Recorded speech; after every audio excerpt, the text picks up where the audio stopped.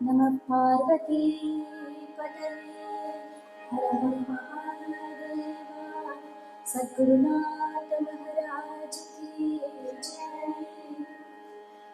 सदाशिवसमारम्भां शङ्कराचार्यमध्यमाम् अस्मदाचार्यपर्यन्तां वन्दे गुरुपरम्पराम्। नमो नमः सद्गुरुभ्यः सद्गुरुभ्यो नमो नमः। नमो नमः सद्गुरुभ्यः सद्गुरुभ्यो कलचरणकृतं वा कायजं कलजं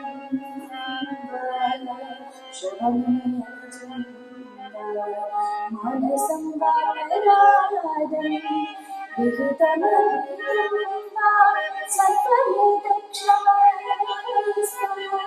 जय जय करुणामयेश्वरी महादेव शम्भो। जय जय श्री महादेव शम्भो।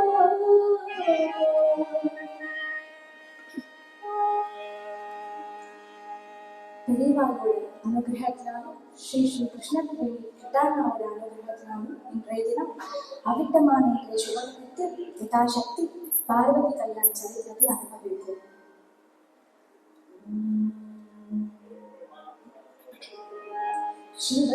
शिवशक्त्यायुक्तो यदि भवति शक्तिप्रबन्धो न चेदेवं देवो न खलु कुचलः स्पन्दितुमपि अतस्त्वाम् आराध्या हरिहरविरिञ्चादिभिरपि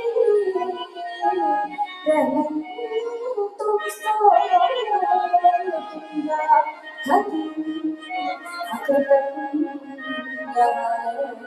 प्रभवती।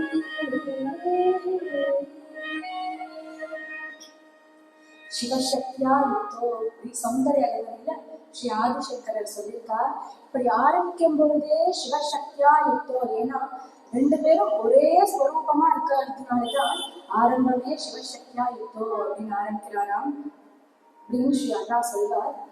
சிவனும் சக்தியும் ஒரே தத்துவமா இருக்கிறதுனாலதான் அர்த்தநாரீஸ்வரர்னு சொல்லுவோம் இல்லையா. எப்படி ஒரு விஷ்ணு அவதாரத்துல சீதா கல்யாணமோ ருக்மிணி கல்யாணமோ, அதே போலதான் பார்வதி கல்யாணமா.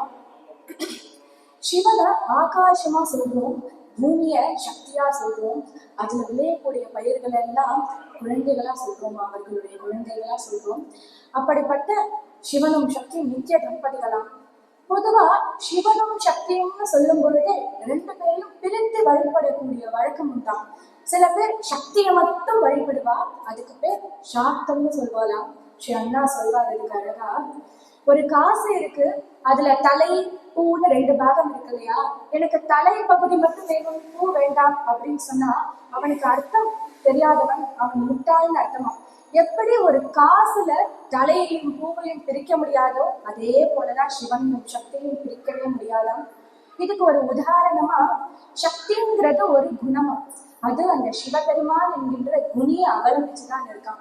குணி இல்லையே குணம் இல்லை, குணம் இல்லையே குணி இல்லையா. அதே போலதான் சிவன் இல்லையே சக்தி இல்லை, சக்தி இல்லையே சிவன் இல்லை சொல்றார். ரகுவம்சத்தை காளிதாசர் சொல்றார். வாகத்தாவிவசம் கிருத்தோ வாகத்த பிரதிபத்யதே ஜகத பிதரோ வந்தே பார்வதி பரமேஸ்வரோ. இப்படி வாக்கும் அர்த்தமும் போல வாகத்தாவிவ சங்கிருத்தம், வாக்கும் அர்த்தமும் போல சிவபெருமானும் சக்தியுமா. அதே போலதான் நாதத்தையும் ராகத்தையும் எப்படி பிரிக்க முடியாதோ, அதே போல சிவபெருமானையும் சக்தியையும் பிரிக்க முடியாதா. அந்த நாதத்தோட ஸ்வரூபமே சிவபெருமானா. தியாகராஜர் சொல்றாராம், நாத தனிமனிஷம்னு பஞ்ச முகங்களா சிவனுக்கு. சத்யோஜாத்தம், அகோரம், ஈசானம், வாமதேவம் அப்படின்னு 5 முகங்கள் இருக்கு இல்லையா. அதை சொல்றார். சத்யோஜாத்த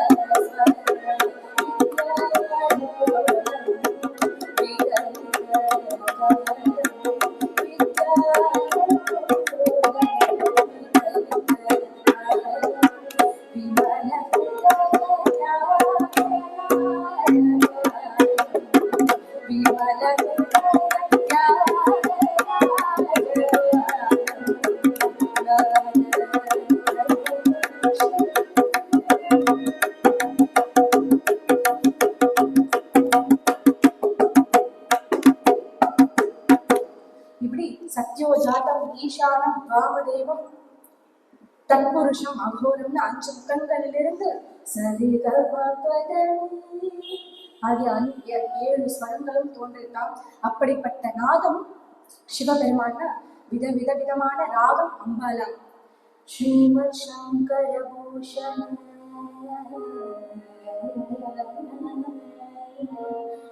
ஸ்ரீமத் சங்கர பூஷண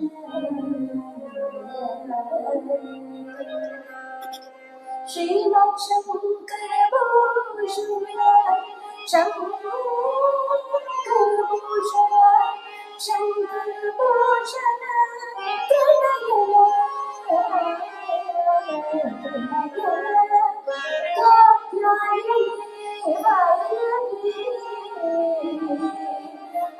भैरवी कात्यायनी भैरवी भैरवी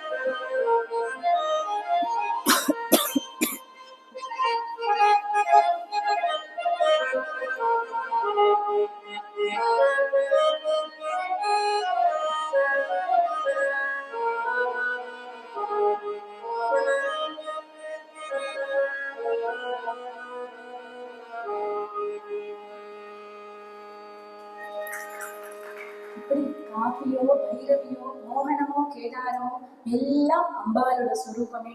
அப்பேற்பட்ட அம்பாள் ராகம்னா சிவபெருமான் நாதம். இப்படி நாகமும் ராகமும் நாதமும் போன்ற சிவபெருமானும் சக்தி சிவசக்தியோட திருக்கல்யாணத்தை சொல்ல ஆரம்பிக்கணும். ஸ்ரீமத் பாகவதத்துல சதுர்த்த ஸ்கந்தத்துல தக்ஷ யஜ்யம் சொல்லப்படுறதாம். தக்ஷ பிரஜாபதினு பொதுவா சொல்வா. பிரஜாபதி தான் இருக்கிறதுலே ஹையஸ்ட் போஸ்ட் தான், பிரம்மாவுக்கு அடுத்தபடியான போஸ்ட். இந்த தக்ஷன் பிரம்மாவினுடைய புள்ள. இந்த தக்ஷனோட புத்திரி தாக்ஷாயினியை தான் சிவனுக்கு கல்யாணம் பண்ணி கொடுத்துருக்காங்க, சிவபத்னி தாக்ஷாயினி. இந்த தக்ஷனுக்கு பொதுவாகவே கர்வம் ரொம்ப அதிகமா. பதவி ஏற ஏற வினயம் தான் ஏறணுமே தவிர கர்வம் ஏறக்கூடாது. எப்பொழுதுமே பெருமைக்கு வினயம் தான் லட்சணமே தவிர கர்வம் லட்சணம் இல்லையா. இதுக்கு ஸ்ரீ அண்ணா உபதேச மொழிகள்ல சொல்லியிருக்காரு அழகா. ஒரு ஊஞ்சல எவ்வளவுக்கு எவ்வளவு நம்ம பின்னாடி தள்ளுறோமோ அவ்வளவுக்கு அவ்வளவு முன்னாடி வருவான். அதே போலதான் ஒரு மனுஷன் எவ்வளவுக்கு எவ்வளவு தன்னை வினயத்தோட தாழ்த்தி தழைஞ்சு போறானோ அவ்வளவுக்கு அவ்வளவு அவன் முன்னாடி வருவான், முன்னேறுவானா. ஆனா பொதுவாகவே தக்ஷனுக்கு ரொம்ப கர்வம் ஜாஸ்தி. இப்படி தன்னோட தம்பத்துக்காக யாகம் பண்ணணும்னு இப்படி கலந்து பேசணுங்கிறதுக்காக இப்ப சபையை கூட்டியிருக்கான். இப்படி தக்ஷன் சபையில நுழைஞ்சதும் அத்தனை 33 தேவர்களும் இப்படி எழுந்து நிற்கிறார்களாம். ஆனா பிரம்மாவும் சிவனும் மட்டும் எழுந்து நிக்கலையாம். பிரம்மா எழுந்து நிக்க வேண்டிய அவசியமே இல்லை. ஏன்னா அவன் அப்பா தானே, தக்ஷனோட அப்பா. உள்ள எப்பேற்பட்ட பதவியில இருந்தாலும் அப்பா எழுந்து நிக்க வேண்டிய அவசியம் இல்லையோனும். சிவனுமே நிக்க வேண்டிய அவசியம் இல்லையா. ஏன்னா அவர் மும்மூர்த்திகள்ல ஒருத்தராச்சே. சிவன் அப்பேற்பட்ட மும்மூர்த்திகளுக்கும் மேல பதவி உண்டா என்ன. ஆனா அது தக்ஷனுக்கு புரியலையாம். சிவன் எழுந்து நிக்கல பாத்தியா அப்படின்னு கோபம் வந்ததாம். அவனுக்கு அந்த 33 பேரும் எழுந்து நிக்கிறார்களேன்னு கண்ணு போலையாம். ஆனா சிவன் நிக்கல பாத்தியா அப்படின்னு கண்ணு போறதாம் அவனுக்கு. அந்த கர்வமே இப்படி கோபமா மாற சபையிலே இப்படி சிவன் நிந்தனை பண்ண தொடங்குறாங்க. இப்படி ஒன்னிடத்துல எது மங்களமா இருக்கு? நீ இருக்கக்கூடிய இருப்பிடம் தான் அழகா. ஒரு நல்ல பங்களால இருக்கிறது இல்ல, ஸ்மசானத்துல போய் இருக்க. அதே போல ஒன்னிடத்துல இருக்கக்கூடிய வஸ்துக்கள் தான் அழகா. மண்டவோட வச்சுருக்க ஒரு நல்ல தங்க பாத்திரம் வெள்ளி பாத்திரம் எல்லாம் வச்சுருக்கேன்னு பார்த்தா ஒரு வெறும் மண்டவோட தான் வச்சுருக்க. இல்ல நல்ல வைடூரிய ஆபரணங்கள் தான் போட்டு இருக்கியா? அதுவும் இல்ல, வெறும் பாம்பை போட்டு இருக்க உடம்பு ஃபுல்லா. இப்படி எதுவுமே உன்னிடத்துல அமங்கலமானது. உன்னிடத்துல யாரு பொண்ணு கொடுப்பா? மனு சொன்னார், பிரம்மா சொன்னாருன்னு நான் என் பொண்ணை கொடுத்துருக்கேன். ஆனா நான் இங்க இப்படி சபைக்குள்ள வர எழுந்து நிக்கணும்னு கூட உனக்கு அந்த நாகரிகம் கூட தெரியல பாத்தியா அப்படின்னு இப்படி சபையிலே நிந்தனை பண்றாராம். இவ்வளவு தக்ஷன் திட்டானே. ஆனா சிவபெருமானோட ரியாக்ஷன் என்ன? கோபப்பட்டாரா? பதில் சொன்னாரான்னா பிரசன்னமா சிரிச்சுட்டு இருக்காரா. மனுஷனுக்கும் தெய்வத்துக்கும் அதான் வித்தியாசமா. இப்படி அகங்காரத்தை ஒழிச்சுட்டு இப்படி முறிச்சுட்டு உட்கார்ந்து இருக்காரு இல்லையா. எல்லாமே அவர் ரூபமே காண்பிக்கிறதுதான். பின்னாடி பார்வதி சிவனோட மகத்துவத்தெல்லாம் சொல்ல போறா இல்லையா. அப்படி எதுவுமே எல்லாமே சமமாம் அவர் இடத்துல. குழுன்னு கங்கையையும் தலையில வச்சிருக்கார், கங்காதரனாகவும் இருக்கார். சுட்டு பொசுக்கக்கூடிய அக்னியையும் கையில வச்சுருக்கார். இப்படி விஷத்தை கக்கக்கூடிய பாம்பையும் கழுத்துல போட்டு இருக்கார். அமிர்த கலசமுடைய சந்திரனையும் தலையில தரிச்சுட்டு இருக்கார். விஷமும் அமிர்தமும் ஒன்றுன்னு காமிக்கிறார். தன்னுடைய பாதி சரீரத்துல ஸ்திரீக்கும் இடம் கொடுத்திருக்காரு. அர்த்தநாரீஸ்வரரா இருக்கா இல்லையா. ஸ்திரீயும் புருஷனும் ஒன்றுன்னு காண்பிக்கிறார். அவருடைய கணக்கல்ல அசுரர்களும் உண்டாம், தேவர்களும் உண்டார். அசுரர்களும் தேவர்களும் ஒன்றன் காமிக்கிறாராம். அப்போ சந்திரசூட சிவசங்கர பார்வதி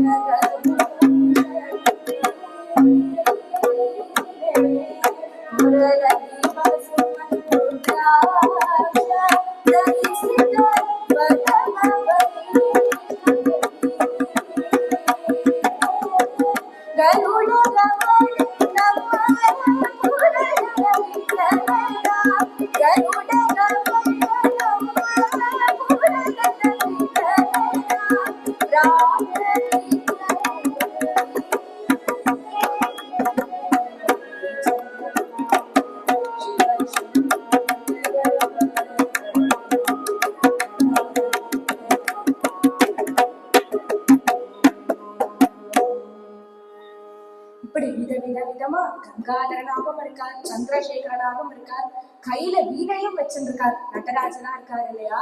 அப்போ இவரை விட நாகரிகமான தெய்வம் உண்டா? ஆனா தக்ஷனுக்கு இதெல்லாம் புரியலையா. இவன் இப்படி மேலும் மேலும் மேலும் நிந்தனை பண்ண சிவபக்தர்களுக்கெல்லாம் அப்படியே காதுல ஈட்டியால குத்துறது போல இருந்துதான். உடனே நந்திகேஸ்வரருக்கு ரொம்ப கோபம் வந்துட்டான். இப்படி எழுந்து நின்று கேக்குறாரா, நிறுத்துடா, ஏன் மேல மேல மேல இப்படி சிவன் நிந்தனை பண்ற அப்படின்னு. நீ பகு சீக்கிரம் ஆட்டுத்தலை உடையவனாக போக கடுவது.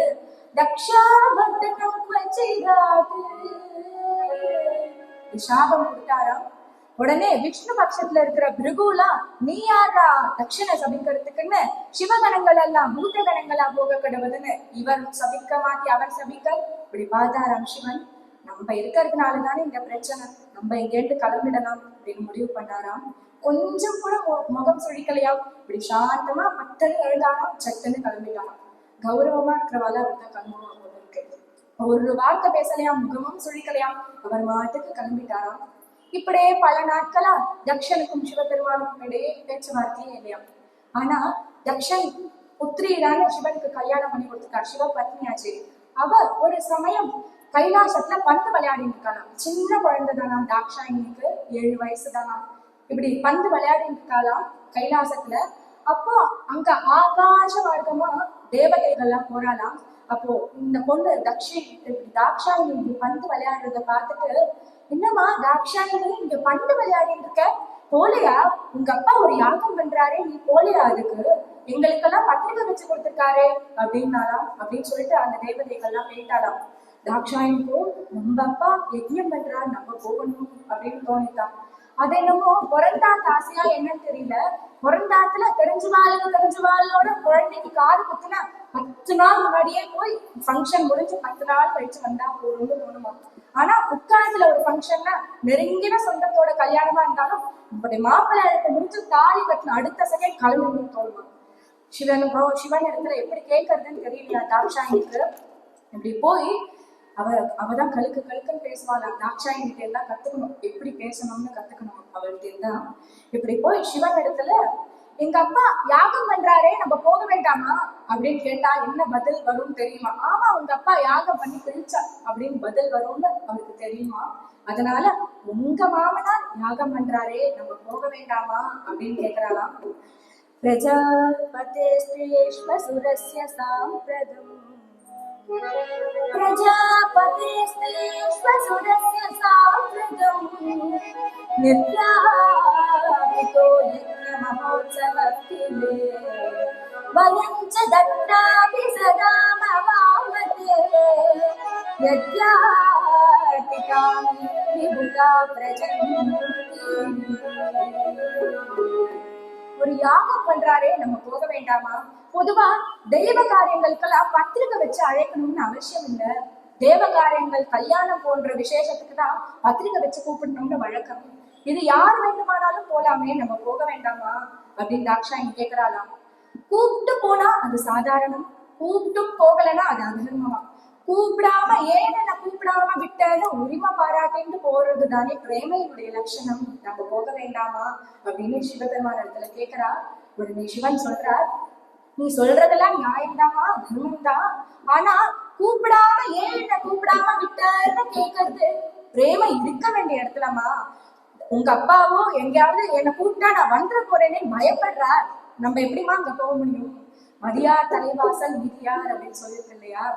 உங்க அப்பாவுக்கும் எனக்கும் அவ்வளவு பொருத்தம்மா. அவரோ பெரிய பங்களால வசிக்கிறார், நானும் ஸ்மசானத்துல இருக்கேன். அவரோ பெரிய பட்டு பீதாம்பரம்லாம் கட்டின்னு இருக்கார், நானும் புலித்தோல் தான் உடுத்தின்னு இருக்கேன். அவரோ ரத்ன கிரீட்டம்லாம் போட்டு இருக்கார், நானும் ஜடாமுடிதான் அணிஞ்சுட்டு இருக்கேன். அவ்வளவு பொருத்தம்மா எனக்கும் தக்ஷனுக்கும், அதனால நாங்க போனா சரி வராது அப்படின்றார் சிவன். ஆனா தாக்ஷாயணிக்கு கேட்கலையா, நம்ம அப்பா யாகம் பண்றாரு, நம்ம போக வேண்டாமான்னு அவருக்கு பதறிட்டான் மனசு. பிறந்தாத்த பண்றாலும், அதனால தாக்ஷாயணி அங்கேருந்து கிளம்பிட்டா.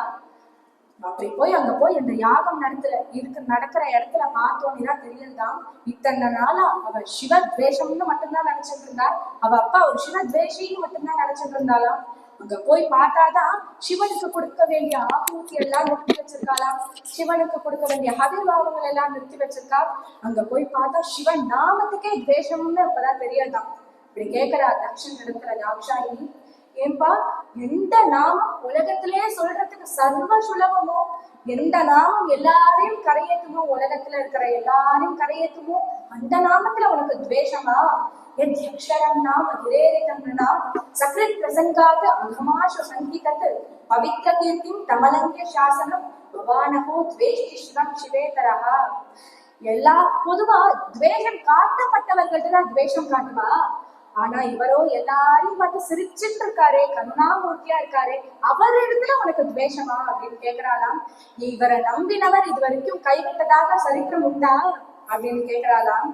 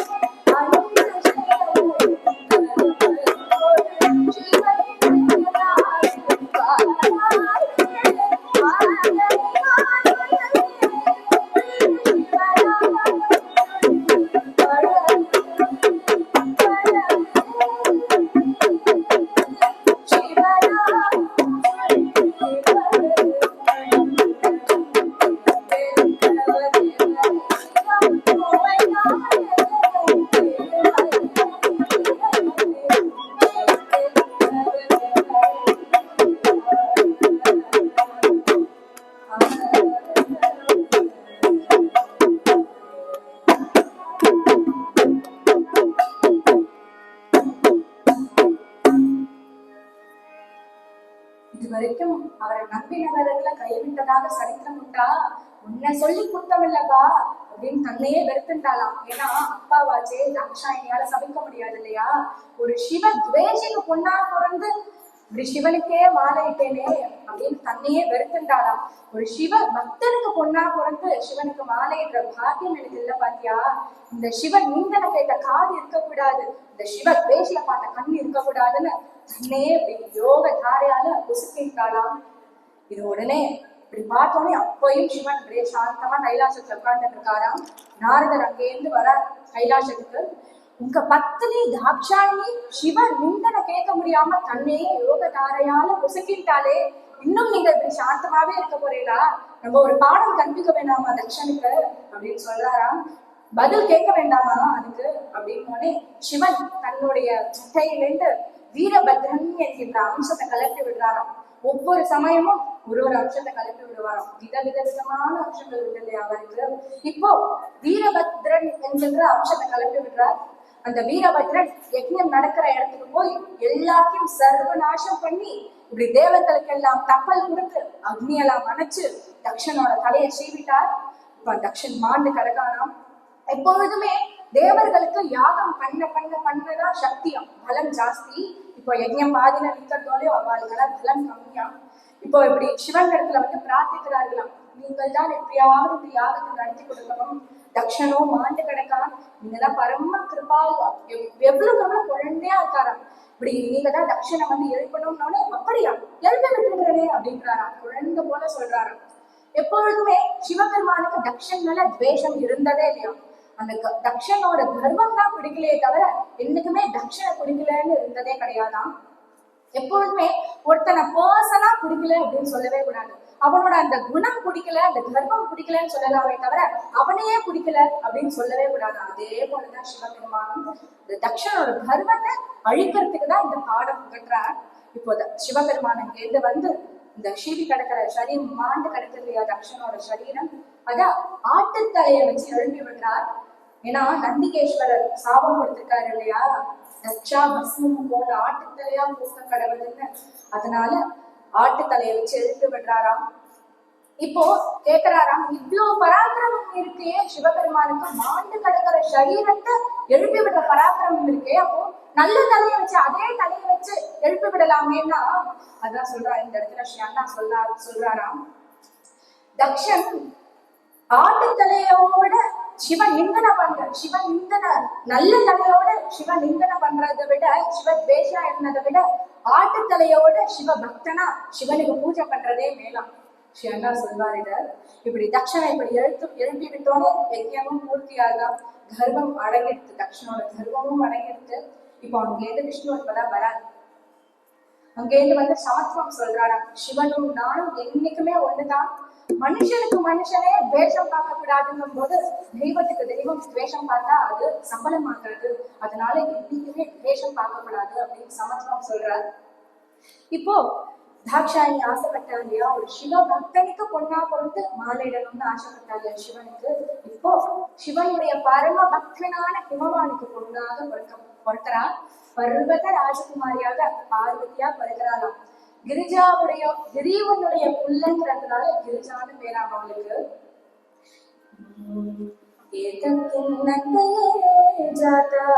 गिरिजा नाम नामतः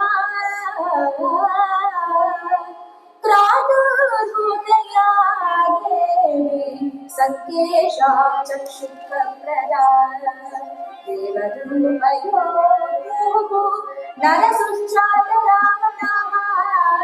पुष्पवर्षेण महता विद्युदागता तथा भवति सर्वं त्रैलोक्यमेव च. தீட்சிதர் சொல்றார், ரீங்காரம் பண்ணும் தாமரையில ரீங்காரம் பண்ணும் மண்டாக அவதாரம் பண்றாங்க பார்வதி தேவி. ஸ்ரீகாந்தவதி பிரகீர்த்தனை சொல்றார். இப்படி பார்வதி தேவி அவளுக்கு படிப்பலையும் சரி, குணத்திலையும் சரி, கலையிலும் சரி, வினயத்திலையும் சரி பார்வதி வீடு பார்வதி தானா. இப்படியே நாளுமேவா பொருளுதொரு வண்ணமா வளர்ந்துட்டே வராலாம். எப்பொழுதுமே அவ அப்பா கைலாசத்துக்கு பார்வதி அழைச்சிட்டு போவாளாம். ஹிமவான் சிவ தரிசனத்துக்கு இதே சம்ஸ்காரத்திலே வளர்ந்துட்டு வரா. ஏன்னா சிவபக்தனுக்கு தானே பொண்ணா பிறக்கணும்னு ஆசைப்பட்டா இல்லையா, அவர் டெய்லி கைலாசத்துக்கு அழைச்சிட்டு போகிறான் பகவான். இப்படியே எப்பொழுதும் போல சிவ தரிசனத்துக்காக கைலாசத்துக்கு போகும்போது சிவன் கூப்பிட்டு சொல்றாராம் ஹிமவான் கிட்ட, ஹிமவான் ராஜன்னு தினசரி நீங்க வாங்க தரிசனத்துக்கு, அதை பத்தி ஒண்ணும் இல்லை, ஆனா உங்க பொண்ணு அழைச்சிட்டு வராதீங்கோ அப்படின்னதும் இவருக்கு தூக்கி வாரி போட்டுதான். ஏன் சுவாமி, என்னோட என்னோட குழந்தை ஏதாவது தப்பு பண்ணிட்டாளா, பார்வதி ஏதாவது அபச்சாரம் பண்ணிட்டாளா அப்படின்னு கேட்டோடனே சொல்றார், அதெல்லாம் ஒண்ணும் இல்ல, நான் இங்க மாயா ரச்சிதனா இருக்கிறதுனால, மாயையை முறிச்சுட்டு உட்கார்ந்து இருக்கிறதுனால இந்த சமயத்துல இங்க ஸ்திரீ சகவாசமே இருக்கக்கூடாது, அதனால நீங்க வாங்கோ, அதை பத்தி ஒண்ணும் இல்ல, உங்க பொண்ணு அழைச்சிட்டு வராதீங்கோ அப்படிங்கிறாராம். ஆகந்தம் त्वया नित्यं दर्शनार्थं ममाचर उबालिं च गृहे स्थाप्य नान्यतां लक्ष्यम्. ஆகச்சத்தம் त्वया नित्यं, நீங்க வாங்கோ, அதை பத்தி ஒண்ணும் இல்ல, உங்க பொண்ணு அழைச்சிட்டு வராதீங்கோ அப்படின்னு சொன்னதுமே பார்வதிக்கு 7 வயசு தானே, சொல்றார் தியாகராஜர் சொல்றாரு இல்லையா, மாற வைரமணி மஞ்சு பாஷினி அப்படின்னு கூப்பிடுறாரு.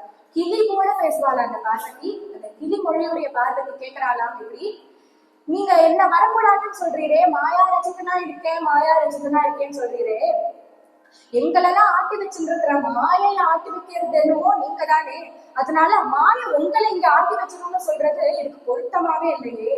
மேலும் நித்திய சம்பந்தமுடைய நான், நீங்கள் உங்களுடைய உண்மையான ஸ்வரூபம் தெரிஞ்சாலும் என்ன வரக்கூடாதுன்னு சொல்ல மாட்டேன், அதே போல என்னோட நித்திய ஸ்வரூபம் உண்மையான ஸ்வரூபம் தெரிஞ்சாலும் என்ன இங்க வரக்கூடாதுன்னு நீங்க சொல்ல மாட்டேன், அதனால மாயா இங்க ஆட்டி வச்சிருன்னு நீங்க சொல்லாதீங்க அப்படிங்கிறாலாம்.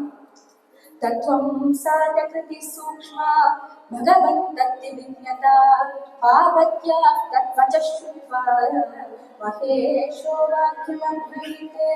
இப்படி மாயையை ஒழிச்சுட்டு உட்கார்ந்துருக்கீர் அப்படின்னு சொல்றீரே, நான் வரக்கூடாது, எங்க அப்பா வரலாம், நான் ஒரு ஸ்திரீ எங்க அப்பா ஒரு புருஷன், இவ்வளவு பேதம் பாக்குறாரே, அப்போ நீங்க இன்னும் பூர்ணமா மாயையை ஒழிக்கலையோ அப்படின்னு கேட்கிறாளாம்.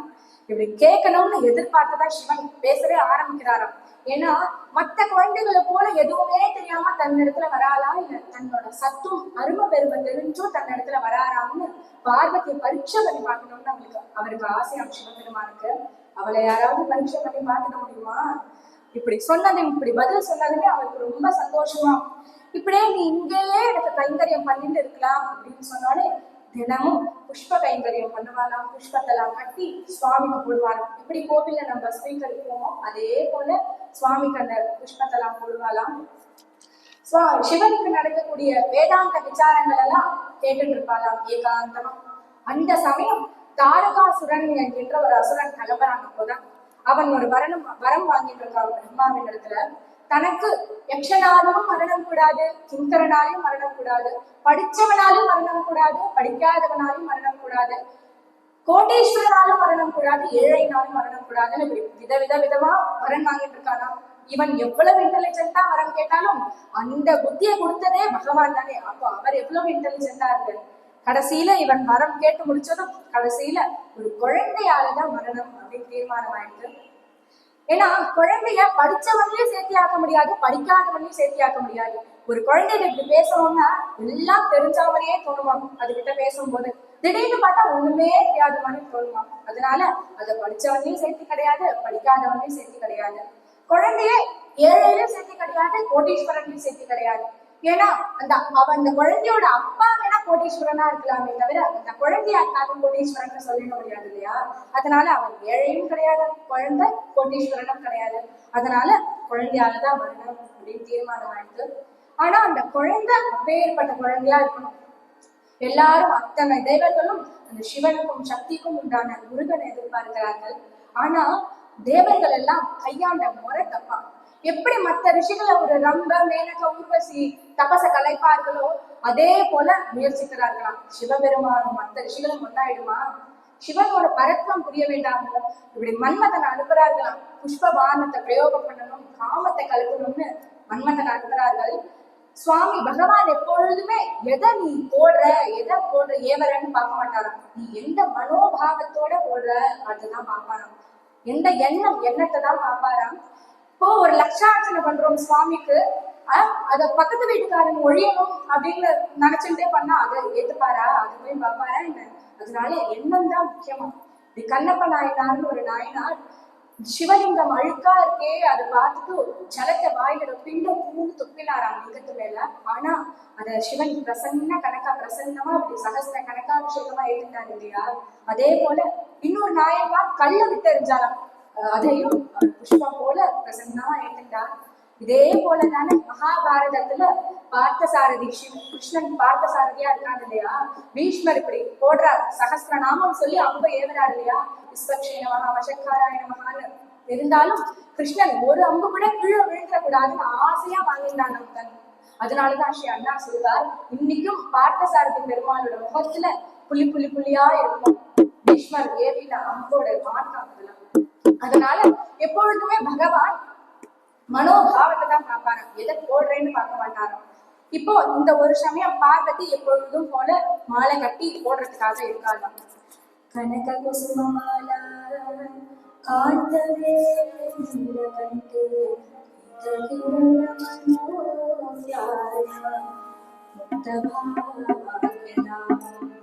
ஸ்நேகித கிரண நேத்ரம் சாருவக்ரம் ஷிலக்யா சலன ஜனதரிகி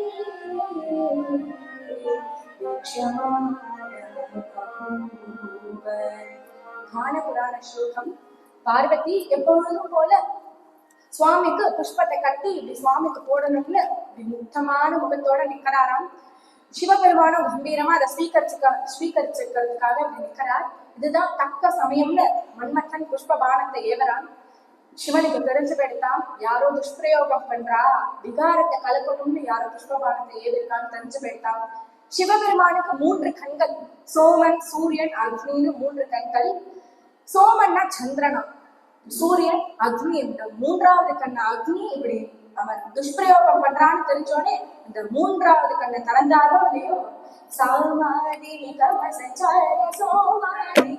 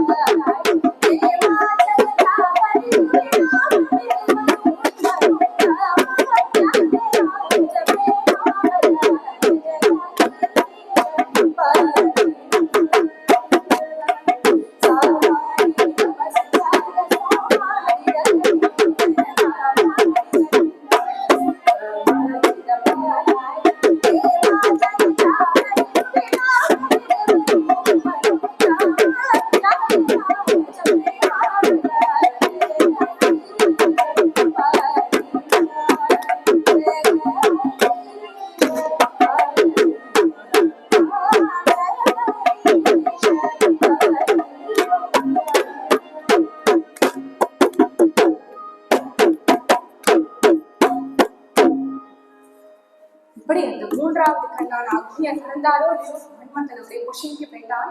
இதை பார்த்தோன்னே பார்வதிக்கு ரொம்ப பயமாயிட்டான். தன்னாலதான் ஏதோ அபச்சாரம் நடந்துருதோ அப்படின்னு பயந்து போயிட்டாலாம். இப்படி தீட்சித்து திருப்பி கிரகத்துக்கே அழுதுட்டே போனாலாம். அத்தனையும் தன்னோட அப்பா சிம்மமான இடத்துல சொல்றா. உடனே இப்ப பார்வதி ஒரு முடிவுக்கு வந்தாலாம். தன்னுடைய அப்பாட்ட சொல்றா, என்னோட அழகான சிவனோட மனசுல இடம் பிடிக்க முடியாது, அதனால என்னோட தபசால அவரோட மனசுல இடம் பிடிச்சு அவரை மாலையிட போறேன், அவருக்கு மாலையிட போறேன் அப்படின்னு சொன்னதுமே இத காளிதாசர் அழகா வர்ணிக்கிறார். ஹிமவான் சொல்றார் நம்ம பார்வதிட்ட, சிலீஷ புஷ்பத்தோட கோமலமானது, சிலீஷ புஷ்பத்தோட மென்மையானது அவனோட பாதம்.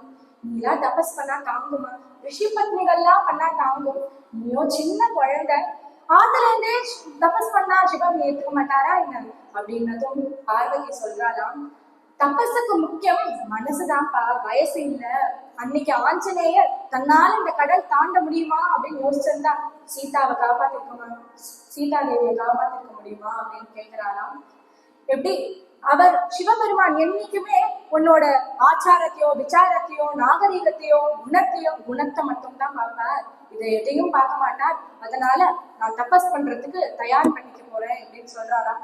அப்பா கூட கொஞ்சம் விட்டு கொடுத்துட்டாராம். ஏன்னா மலையில தானே பண்ண போறா, மலை சிவமானோட ராஜ்யம் தானே. உடனே தன்னிடத்துலதான் குழந்தை தபஸ் பண்ண போறான்னு விட்டு கொடுத்துட்டாராம். ஆனா பார்வதியினுடைய அம்மா சொல்றாளாம், எப்படி ஒரு குழந்தை நெருப்ப தொட்டா ஊ அப்படின்னு சொல்றா இல்லையா, அதே போல பார்வதியில சொல்றா, தபசா அதெல்லாம் பண்ணக்கூடாது, ஊமா அப்படிங்கிறாளாம். மான சம்ஸ்கிருதத்துல வேண்டாம் அப்படின்னு அர்த்தமா.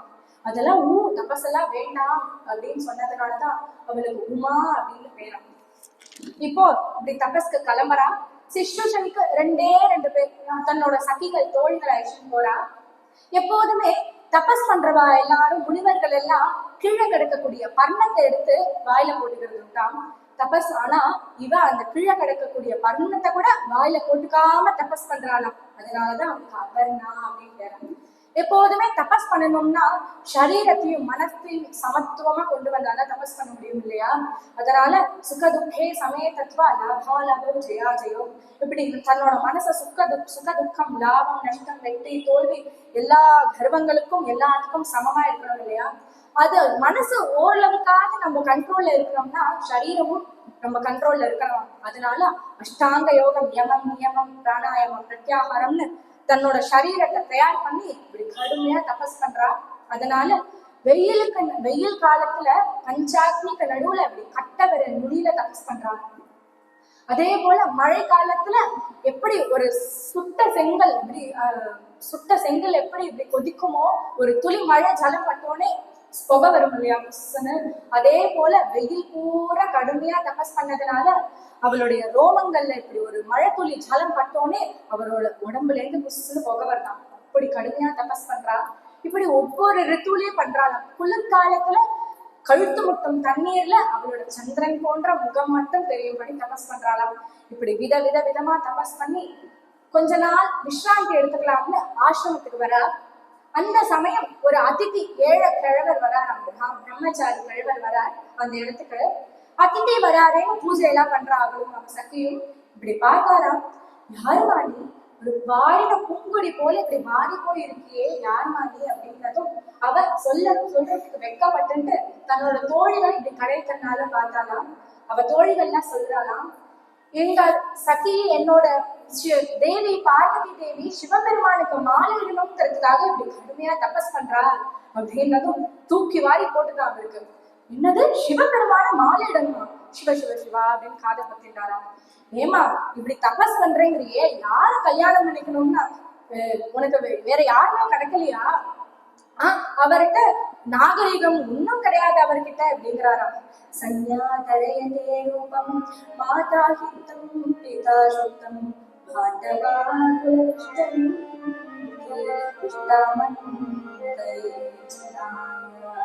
இந்த பாரு, ஒரு அந்நியஸ்தம் கிடையாதா. சாதாரணமா மாப்பிள்ளை என்ன பண்றாருன்னு கேட்டா என்ன சொல்வ நீனு, பிக்ஷானன முருகில அலைஞ்சிட்டு இருக்காரு அப்படின்னு சொல்வியா. அது மட்டும் இல்ல, அவரின் இடத்துல ஒரு நல்ல வெள்ளி பாத்திரம் தங்க பாத்திரம்லாம் இருக்காது, வெறும் மண்டவோட தான் வச்சுட்டு இருப்பார். ஒரு நல்ல வஸ்திரமாவது உடுத்திட்டு இருப்பாருன்னு பார்த்தா இருக்கிற பாம்பு தோலெல்லாம் தான் எடுத்து கட்டிட்டு இருப்பார். உனக்கு எதுவும் சரின்னா சொல்லு, எனக்கு ஒண்ணும் இல்ல அப்படிங்கிறாராம். ஒரு நல்ல ஆபரணம் போட்டு இருப்பாருன்னா இருக்கிற பாம்பெல்லாத்தையும் உடம்பு பூரா சுத்திட்டு இருப்பார்.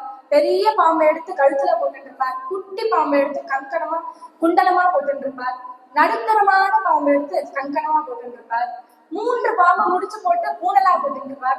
இப்படி எல்லாம் நாக குண்டலம் நாக எத்தியோபவிதம்னு எல்லாம் நாகம் நாகம் நாகம்னு தான் இருக்கும் அவர்கிட்ட. பாண்டி தரிசனம் பண்ணணும்னா 2 பேரும் கையை பிடிக்கணும். நீயோ அவர் கைய பிடிப்ப, அவர் கைய பிடிக்கும் போதே அந்த பாம்பு புசுன்னு சீரும். நீயோ அலறுவ, அவரோ பிடிச்ச கைய விட மாட்டார். இப்படி கல்யாணம் பண்ற அன்னைக்கே கஷ்டம்னா எதுவும் எனக்கு சரியா படல, யோசிச்சுக்கோ அப்படிங்கிறாராம். ஒரு மாப்பிள்ளைனா நல்ல கார்ல பிளைட்ல வந்து இறங்குவாருன்னா கிழட்டு காலமாடுதான் வந்து இறங்குவார், அதுவும் உருப்படி கிடையாது. சரி, பந்துக்கள் தான் நல்ல பந்துக்களானா பூதகணங்கள் தான் இருப்பா அப்படின்னு பரிகாசம் பண்றாராம். உடனே இதெல்லாத்தையும் கேட்டு கோபமா வருதாம். திருப்பி சொல்றாராம், நீ கல்யாணம் பண்ணிட்டு எங்க தெரியுமா போயிருக்கணும், முதல் நாளே ஸ்மசானத்துலதான் போயிருக்கணும், ஒரு நல்ல பங்களால கூட இருக்கக்கூடாது அப்படின்னு நிந்தனை பண்ண போன தடவை சிவன் நிந்தனை கேட்டதுனாலதானே தன்னை யோக தாரையால பஸ்மமாக்கிட்டான். இப்ப திருப்பி சிவன் நிந்தனை பண்ண நேர்ந்துதா அப்படின்னா இந்த தடவை எல்லாத்துக்கும் பொறுமையா பதில் சொல்றாளாம். இப்படி பார்வதி பதில் சொல்ல ஆரம்பிக்கிறார். எல்லாத்துக்கும் சூக்ஷ்ம திருஷ்டி ஸ்தூல திருஷ்டின்னு 2 பாயிண்ட் ஆஃப் வியூ இருக்கு. சூக்ஷ்ம திருஷ்டினா சர்க்கிள் லெவல் நமக்குள்ள பாக்குறது, ஸ்தூல திருஷ்டினா கிராஸ் லெவல் ஞானிகள் தான் சூக்ஷ்ம திருஷ்டியால பார்ப்பாராம். இப்படி பார்க்க உலகம் இருக்குன்னா ஜாவா பிருத்வியே சிவமயமாதான் ஞானிகள் பார்ப்பார்கள். இப்படி பூமி வளைஞ்சிருக்கு இல்லையா, அது லிங்கமாகும். இப்படி பிளேட்டா நிலம் இருக்கு இல்லையா, அது ஆவடியாராகும். இப்படி அஷ்ட திக்குகளும் பக்தர்களா, அதனாலதான் திகம்பரனா இருக்கார். அப்படிப்பட்ட சிவனை போய் நிந்தனை பண்றீரே. மேலும் என்ன சொன்னீர், திரிசூலம் வச்சுட்டு பாருங்கன்னு சொன்னீர். சதசு, சத்வம், ரஜசு, தமசு போன்ற 3 குணங்களுக்கும் அப்பாற்பட்ட பரம்பொருளா இருக்கிறதுனாலதான் திரிசூலத்தை கையில வச்சுருக்கா. அந்த 3 குணங்களுக்கும் சாட்சியா இருக்காரே தவிர நீர் சொல்ற அர்த்தத்துல இல்ல அப்படிங்கிறாராம். மேலும் கிழட்டு காலமாடுல வருவாருன்னா சொன்னேன். எப்பொழுதுமே யசோ தர்ம இதி புரோக்தா, ரிஷவம்னாலே தர்மவான்னு அர்த்தமா. எப்போதுமே சிவன் கோவிலுக்கு போனா அந்த நந்தி 2 கொம்புக்கு இடுக்கு வழியா சிவ தரிசனம் பண்ணணும்னு சொல்லுவாங்க. அதுக்கு என்ன அர்த்தம்னா, நீ தர்மத்தோட இருந்தானா சிவன் கலைப்பார் அப்படின்னு அர்த்தமா. அதுக்காகதான் சிவன் காலமாட்டு மேல இருக்காரே தவிர மேலும் கிழட்டு காலமாடு நான் சொன்னேன். நம்மளோட சனாதன தர்மமே இருக்கிறதுலே மூத்த தர்மம் அதுதானே, பழமையான தர்மம். அதனாலதான் கிழட்டு காலமாடே தவிர உங்களுக்கு இன்னும் சனாதன தர்மத்தோட தத்துவம் புரியலையோ, அதனாலதான் இப்படி பேசுறீர் அப்படிங்கிறாளாம். மேலும் என்ன சொன்னீர், ஜட்டாமுடி அணிஞ்சுட்டு இருக்காருன்னு சொன்னீரே. கர்மயோகம், ஞான யோகம் போன்ற ஜட்டையெல்லாம் அணிஞ்சுட்டு இருக்காரே தவிர அததான் சூக்ஷ்மமா சொல்லப்படுறது. நாகம் ஏன் அணிஞ்சுட்டு இருக்காருன்னா, நாகங்கள்லாம் காம குரோதாதிகளாம். அதனாலதான் நாகத்தை உடம்பு பூரா அணிஞ்சுட்டு இருக்காரு, அடக்கி வச்சிருக்காரு தன்னிடத்துல அந்த காம குரோதாதிகள் எல்லாம். மேலும் ஸ்மசானத்துல வசிக்கிறாருன்னு பரிகாசம் பண்றீரே. இந்த உடம்பே ஒரு ஸ்மசானம் தானே நம்மளுக்கு. ஸ்மசானம் சாப்பி சஞ்சாரா சத்வாபி கிருபையார்ச்சினா, இந்த சரீரமே ஒரு ஸ்மசானம் தானே அப்படிங்கிறா. மேலும் பூத கணங்கள்னு சொல்றீரே, சம்சாரத்துல இருந்து விடுபட்டவர்களை தான் பூத கணங்கள் அப்படின்னு சொல்வா. அது அந்த பந்துக்களை போய் பரிகாசம் பண்றீரே.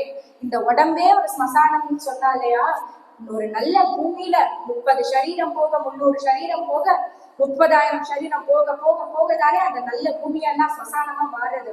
ஸ்ரீ அண்ணா சொல்வார் இந்த இடத்துல, நீ என்னதான் சந்தனம் போட்டுண்டு பட்டு பீதாம்பரம் எல்லாம் கட்டிண்டு திரவியங்கள்லாம் போட்டுட்டு இருந்தாலும் ஒரு மனுஷனோட சவம் தான். எதுவுமே போட்டுக்கலனாலும் சிவன் சிவன் தானா. அப்பேற்பட்ட சிவன் நம்ம சரீரம்ங்கிற ஸ்மசானத்துல இல்லைன்னா இதே கண்ணு பார்க்குமா, இதே காது கேட்குமா, இதே வாய் பேசுமா, இதே மூக்கு நுகருமா? அவர் அந்த சரீரம்ங்கிற ஸ்மசானத்துல இருக்கிறதுனால அல்லவோ நம்ம பாடுறோம், நடக்கிறோம், பேசுறோம், கேட்கறோம், எல்லாம் பண்றோம். அப்ப அப்பேற்பட்ட கிருபாலுவை போய் நிந்தனை பண்றீரே அப்படிங்கிறாளாம். மேலும் பஸ்மாவை பூசின்னு இருக்கா, சந்தனம் எல்லாம் பூசிக்கிறது இல்லைன்னு பரிகாரம் பண்றீரே.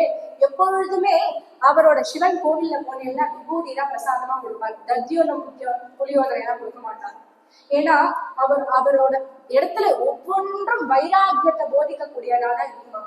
விபூதி எதுக்கு கொடுக்கறான்னா, இன்னைக்காவது ஒரு நாள் நீயும் இப்படிதான் போயிடுவ, இப்படி பஸ்மாவா சாம்பலா போயிடுவ.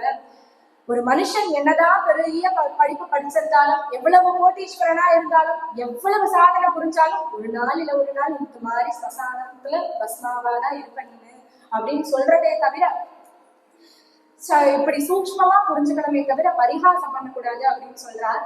ஸ்ரீ அண்ணா சொல்வார், காசியில 12 மணிக்கு கோரமா ஒரு அபிஷேகம் நடக்குமா. என்னன்னா, அப்ப எரிக்கப்பட்ட சரீரத்தோட சாம்பல் எடுத்து சிவன் காசி விஸ்வநாதருக்கு அபிஷேகம் பண்ணுவாங்க. அது ஏன்னா, ஒரு மனுஷன் தன்னோட வாழ்நாள்ல ஒரு நாளாவது பக்தி பண்ணுவான், சிவ சிந்தனையோட பகவான நினைச்சுட்டு இருப்பான் அப்படின்னு சிவன் காத்துட்டு இருக்காரு.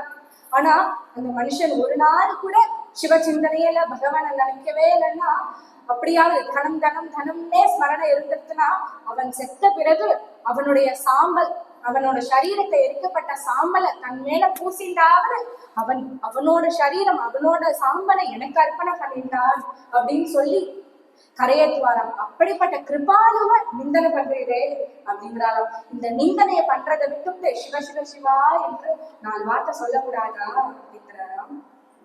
சிவ சிவ சிவ சிவ சிவ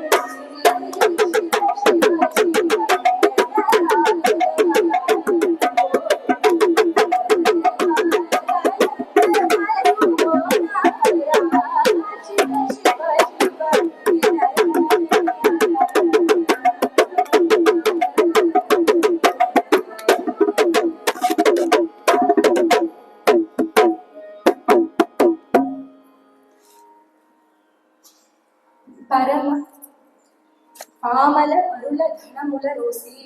பிறன் மனைவியும் பிறன் தனத்தையும் ஆசைப்படாதே. பாமரத்வமும் எதபாசி நேமமுதோ பில்வார்ச்சன ஜேசி. இப்படி காம குரோதாதிகள் எல்லாம் விட்டுட்டு அந்நிய வம்ப பேசுறத விட்டுட்டு 4 வார்த்தை சிவ சிவ சிவான்னு சொல்லக்கூடாதா அப்படின்னு தியாகராஜர் கேட்கிறாரா. இப்படி பார்வதி இப்படி சொல்ல சொல்ல சொல்ல மேலும் அந்த கிழவன் சிவன் நிந்தனை பண்ற ஆரம்பிக்கிறாராம்.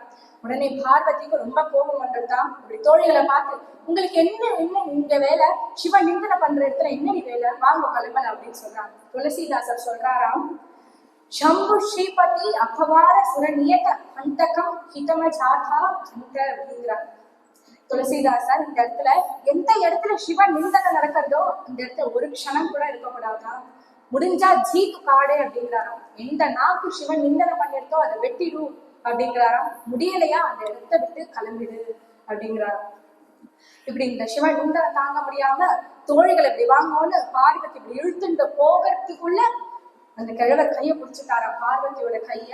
உடனே இப்படி பார்த்தா இப்படி வெட்கப்பட்டு விருத்து கூசி லஜ்ஜப்பட்டு இப்படி கைய விடும்னு இப்படி தலைய நிமிர்ந்து பாக்குறாரோ இல்லையோ அங்க இருந்தது கிழவன் இல்லையாம். இப்படி பார்த்தா பரா பரா பரமேஸ்வரா பரா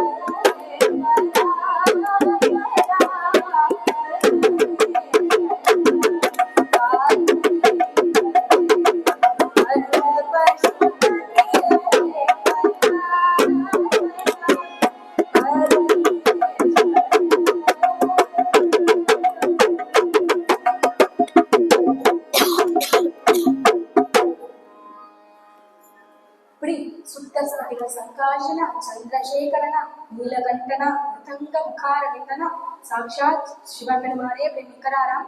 இப்படி பார்த்த உடனே கல்யாணம் பண்ணிக்கலாம் மாலையிடலாம்னு சொல்லலையா, தன்னோட அப்பாவை கேளுங்கோ அப்படின்னாராம். ஹிமவானோட சம்மதத்தோடதான் மாலை இட்டுப்பேன் அப்படின்னு சொல்றாராம். வியாசத்வ மகாதேவா விஷிபி பரிபாலிகா, என் அப்பாவிடம் போய் சம்மதம் கேளுங்கோ அப்படின்னு கேட்கிறா. ராமாயணத்திலுமே ஸ்வயவரம் ஜெயிச்ச உடனே ஸ்ரீராமர் போடல இல்லையா, சீதையோட கழுத்துல மாலையை போடலையே, தசரதோட சம்மதத்தோட தானே போட்டான். அதே போல இப்ப பார்வதியும் அப்பனாவது சுப்பனாவது நம்ம கல்யாணம் பண்ணிக்கலாம், நீங்க இருக்கேன் நான் இருக்கேன்னு சொல்லலையா, தன்னோட அப்பாவோட சம்மதத்தோட அப்படின்னு சொல்றான். தாரா பிரதிகிருதா இதி பிரதிகிருதா இதின்னு சொல்றாராம். அப்பாவோட சம்மதத்தோட உடனே சிவபெருமானும் யாராவது பெரியரை விட்டு வரிக்கணும் அப்படின்னு ஆசைப்படுறார். ஆனா அவரை விட பெரியவர் யார் இருப்பாங்க, மூர்த்திகள்ல ஒருத்தர் தானே. இருந்தாலும் சப்த ரிஷிகளை தன்னோட மனசால பாவிக்கிறார். சப்த ரிஷிகள் போய் ஹிமவான் இடத்துல சொல்றார். ஹிமவானுக்கோ அவ்வளவு சந்தோஷம், இந்த பொன்னான நேரத்துக்கு தானே காத்துன்னு இருக்கார், சிவனுக்கு என்னோட மகளை கொடுக்கறதுல அவ்வளவு சந்தோஷமா. இப்படி ஏற்பாடுகள்லாம் ஜம்மன் நடக்கிறதா கல்யாண ஏற்பாடுகள்லாம். அன்னபூர்ணியோட கல்யாணம் இல்லையா, அக்ஷரங்களுக்கு குறைவா அன்னதானமாவது அன்னதானம். இப்படி பாணி கிரகத்துக்கு ஏற்பாடுகள்லாம் நடக்கிறதாம். சீர்வரிசையாவது சீர்வரிசை. இப்படி முத்தலா தொங்கவிடப்பட்ட தோரணங்கள்ல இப்படி ஜம்மன் எல்லாரும் ஏற்பாடு நடந்துருக்கு. சிவனுக்காக பட்டு பீதாம்பரம் ரத்ன கிரீட்டம் ஆபரணங்கள்லாம் வச்சிருக்காராம். ஆனா அன்றைய தினமும் சிவன் அதே ஜட்டையோட புலித்தோல் போட்டு பாம்பையும் அணிச்சிருந்துதான் இருக்காராம். ஏன்னா வைராகியம்ங்கிறது அப்படியே ரத்தத்திலே ஊறிருக்கோம் இல்லையோ. உடனே விஷ்ணு வந்து சொல்றாராம், ஹிமவான் உங்களுக்காக இல்லவோ இதெல்லாம் வச்சிருக்கார், இந்த பட்டு பீதாம்பரம் ரத்ன கிரீட்டமும், அதுக்காகவாவது நீங்க ஸ்வீகரிச்சுக்கணும் அப்படின்னு சொன்னோடனே, அப்படியா எனக்காகன்னா சரி, தன்னோட பக்தனுக்காக எதையும் செய்வாராம் அவர். எல்லாமே ஆபரணங்கள் முழுக்கொண்டும் தன்னோட பக்தர்களுக்காக தான். இப்படி அந்த தட்டை தொட்டாரோ இல்லையோ, அந்த ஜட்டாபாரம் எல்லாம் ரத்ன கிரீட்டமா மாறிட்டான். புலித்தோல் எல்லாம் வஸ்திரமா மாறிட்டான், பட்டு வஸ்திரமா மாறிட்டு, ஆபரணங்கள் எல்லாம் அந்த புலி எல்லாம் ஆபரணங்களா மாறிட்டான். இப்படி அந்த நாகரத்னம் மட்டும் இப்படி நெஞ்சில ஜொலிக்கிறதாம்.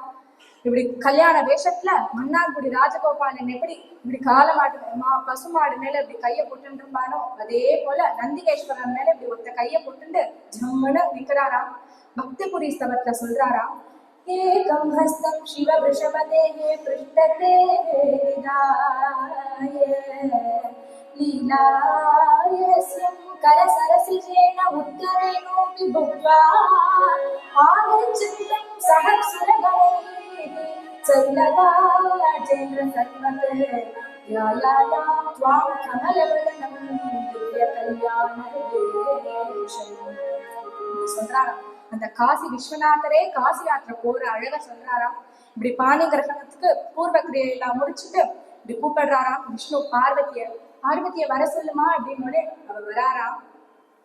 குஞ்சரகமணே மணிமண்டித மன்சுலஜரனே குஞ்சரகமணே மணிமண்டித மன்சுலஜரனே குஞ்சரகமணே மணிமண்டித மன்சுலஜரனே மாவன சிவ பஞ்சக சுகி மங்களமும்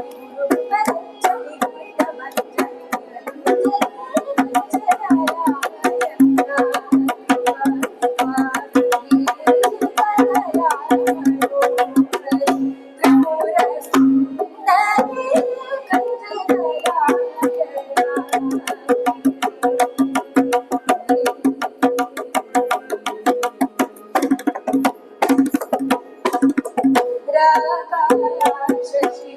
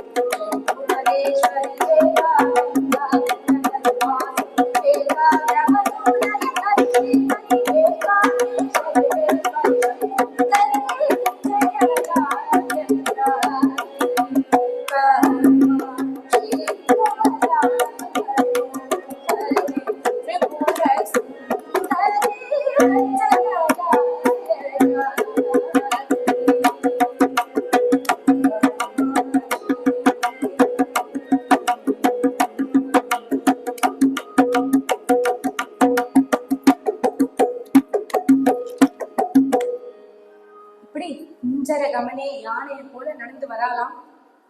பஞ்சரசுகி பங்கஜ முகி, இப்படி சந்திரனை போல முகமும் கையில கிளிய வச்சுட்டு இப்படி அண்ணன் நடையில தளிர் நடையில வரும்போதே ஹிமவானுக்கே பார்க்க கண்கொள்ளா காட்சியா இருக்கான். சிவனும் இப்படி கௌர வர்ணத்துல இருக்காராம். கௌரவம்னா வெள்ளைன்னு அர்த்தம். இப்படி கௌர வர்ணத்துல இருக்கக்கூடிய சிவனையும் மரகத பச்சையில இருக்கக்கூடிய அந்த பார்வதியும் ரெண்டு பேரோட கையையும் சேர்த்து வச்சு பார்க்கும் போதே அப்படி கண்கொள்ளா காட்சியா இருக்கான். இப்படி பாணி கிரகணம் நடக்கிறது.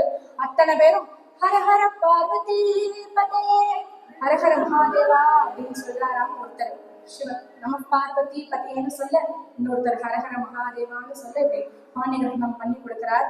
இவாம் கன்யாம் துப்யமஹம் ததாமி பரமேஸ்வர ஆயாதம் பரிகிருணேவ பிரசீத சகலேஸ்வர